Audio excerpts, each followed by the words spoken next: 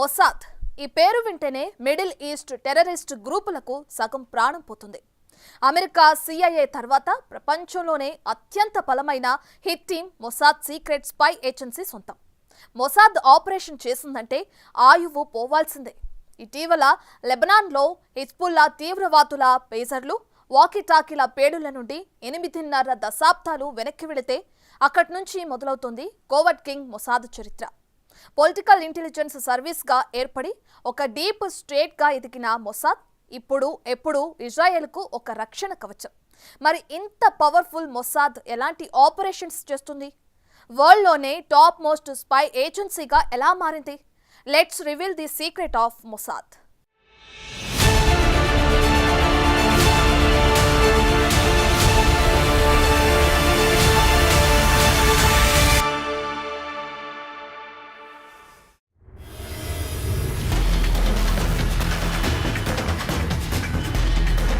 State secret operations లో world top agency.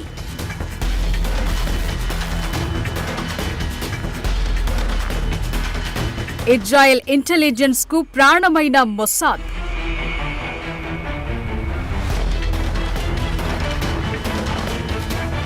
Mossad లిస్టులో పడితే ఆయువు గల్లంతే.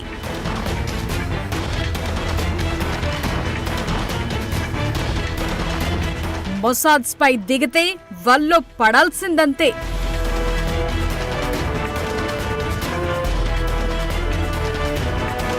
ఇజ్రాయెల్తో ఆటలాడే ప్రయత్నం చేస్తే ఎవ్వరైనా మొసాద్ కంటి నుండి తప్పించుకోలేరు.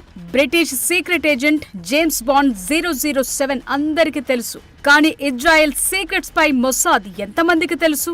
మిడిల్ ఈస్ట్ లో తీవ్రవాద గ్రూపులకు, పాశ్చాత్య దేశాల్లో ఇజ్రాయెల్ కోవర్టులకు మొసాద్ ఎంత పరిచయం అంటే పేరు వింటేనే చెమటలు పట్టేంత. అవును, ప్రపంచంలోని అత్యంత powerful intelligence agency Mossad. Israel political intelligence service గా 1949లో ఏర్పడిన ఈ ఏజెన్సీ ఇప్పుడు ఇజ్రాయెల్ చేసే యుద్ధాల్లో కీలక పాత్ర పోషిస్తోంది.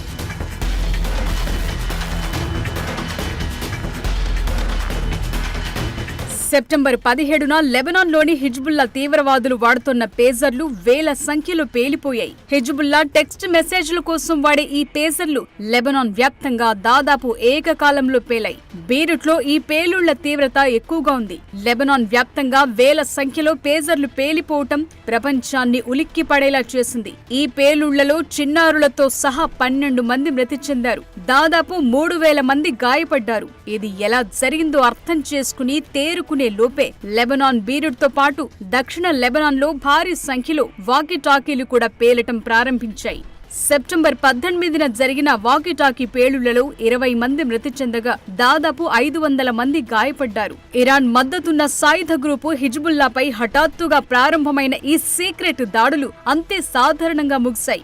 ఎవరు చేశారు, ఎందుకు చేశారన్నది ఇప్పటికీ స్పష్టంగా తెలియదు. అయితే ఈ దాడికి సంబంధించి అందరి చూపులు మాత్రం ఇజ్రాయెల్ పైకే మళ్లాయి. ఎందుకంటే ఆ దేశం వాడే సీక్రెట్ హైటెక్ టెక్నాలజీ అలాంటిది. అంతకు మించి ఇజ్రాయెల్ ఇంటెలిజెన్స్ ఏజెన్సీ సామర్థ్యం అలాంటిది.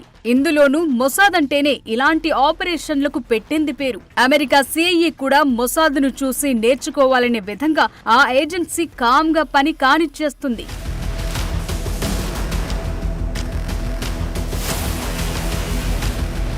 ఇంతకుముందు ఇలాంటి వ్యూహాలను అమలు జరిపిన చరిత్రను పరిశీలిస్తే దేని వెనుక ఇజ్రాయెల్ గూఢచార సంస్థ మొసాద్ ఉందనే అభిప్రాయాలు వెల్లడయ్యాయి. ఎందుకంటే ఒకేసారి వేల సంఖ్యలో పేజర్లే, వాకీటాకీలే పేలాయంటే ఈ ఆపరేషన్ ఒక్క రోజులో జరిగేది కాదు. 2022లో ఈ పేజర్లను హిజ్బుల్లా గ్రూపులు కొనుగోలు చేశాయి. అంటే అప్పటికే హిజ్బుల్లా, ఇజ్రాయెల్ మధ్య ఇప్పుడున్నంత ఉద్రిక్తతలు లేవు. అయినా మొసాద్ సీక్రెట్ ఆపరేషన్ లక్ష్యం సాధారణ ఊహలకు మించింది. 2 ఏళ్ల తరువాత చేయాల్సిన పని కోసం అప్పుడే సిద్ధమయ్యారు. శత్రువులు వారి జేబుల్లో బాంబులు పెట్టుకు తిరుగుతున్నారన్న విషయం వారికి తెలియకుండా చేశారు. మరి ఇంత డేంజరస్ మిషన్ వెనుక మొసాద్ కాకపోతే ఎవరుంటారు?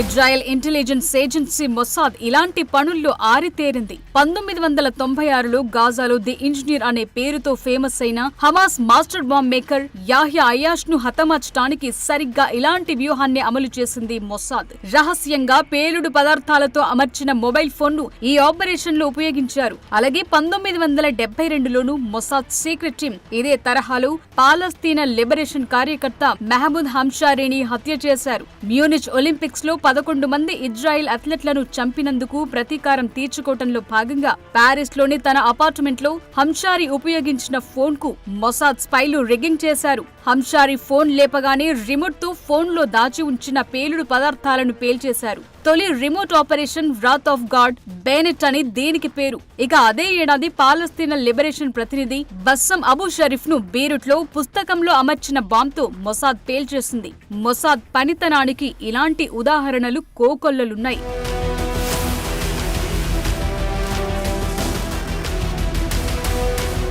అంచనాలకందని వ్యూహాలను అమలు చేసి విదేశాల్లోని ప్రత్యర్థులను మట్టుబెట్టడంలో మొసాద్ ఆరితేరింది. లెబనాన్ పేజర్ దాడులకు ముందు కొద్ది నెలల కిందటే పాలస్తీనా సాయుధ మిలిటెంట్ సంస్థ హమాస్ అగ్ర కమాండర్ ఇస్మాయిల్ హనియే ఇరాన్ పర్యటనలో ఉండగా ఆయన ఉండే ఇంట్లో బాంబు పేల్చి హతమార్చింది మొసాద్ ఏజెన్సీనే.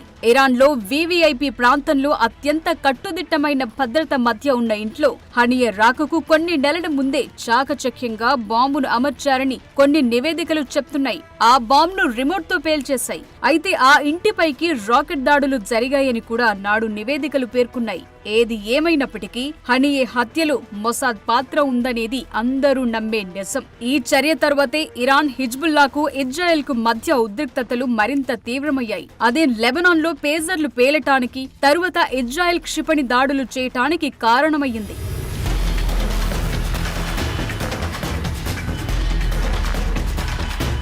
సుమారు $3 బిలియన్ వార్షిక బడ్జెట్తో 7,000 మంది సిబ్బందితో అమెరికన్ CIA తరువాత పాశ్చాత్య ప్రపంచంలో రెండవ అతిపెద్ద గూఢచర్య సంస్థ మొసాద్.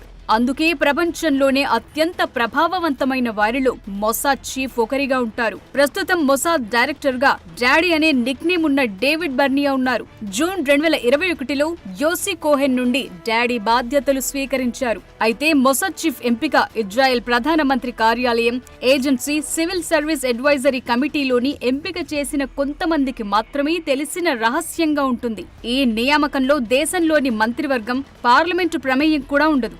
సాధారణంగా మొసాద్ హెడ్ ను బహిరంగపరచరు. కానీ 1996లో ఇజ్రాయెల్ డిఫెన్స్ ఫోర్సెస్ మాజీ డిప్యూటీ కమాండర్ మేజర్ జనరల్ డానే యాటోమ్ నియామకంతో ఆ చరిత్ర మారింది. తరువాత మొసాద్ చీఫ్ పదవీ కాలం 5 సంవత్సరాలకు పరిమితం చేశారు. ఇక మొసాద్ స్పై మాస్టర్లలో మొత్తం 13 మంది పురుషులు కాగా ఇటీవలి కాలంలో ఏజెన్సీలో కొత్త ఒరబడి వచ్చింది. మొసాద్ కు వెబ్సైట్ ఉంది. మొసాద్ రిక్రూటింగ్ లో సాయం చేయడానికి ఫేస్బుక్ పేజ్ ని కూడా నిర్వహిస్తుంది.